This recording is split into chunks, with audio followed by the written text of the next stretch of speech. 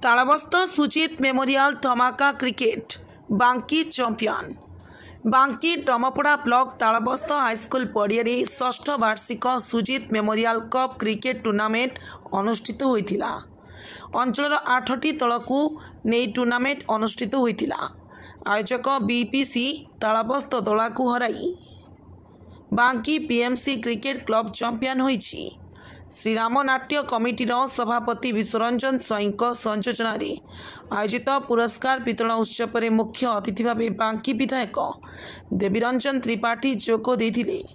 सम्मानित अतिथि भाव युव समाजसेवी नलिनी कांत राय, अमर कुमार धड़, डमपड़ा जिला परिषद सभ्य आशीष कुमार साहू, तालबस्त सोसाइटी सभापति अक्षय कुमार पिहरा, नायब सरपंच गदाधर बस्ती, श्याम सुंदर परिटा, शिक्षक दीनबंधु साहू प्रमुख उपस्थित रही चैंपियन एवं रनर्स अप दल को ट्रॉफी प्रदान करते।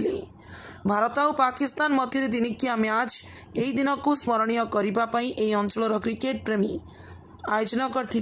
बीबीसीसी भाई भाई क्रिकेट क्लब आनुकूल्य अनुष्ठित होता सुजित मेमोरियल क्रिकेट टूर्नामेंट तालबस्त आज षष्ठ संस्करण में आज पदार्पण कर 16 गोटी टीम जो मैंने अंशग्रहण करते अति सुंदर खेल परिवेशन करते एवं तालबस्त सुजित मेमोरियल क्रिकेट टूर्नामेंट अति सुंदर भाव हुए यहाँ बांकीर जन जगतर जन साधारण समस्ते जानती।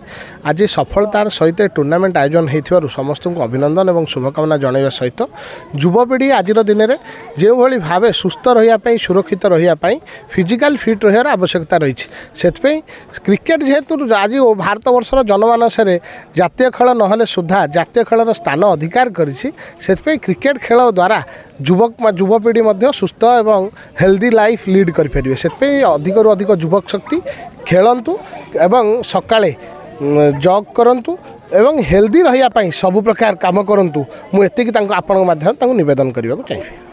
Bureau report Brahmakila news.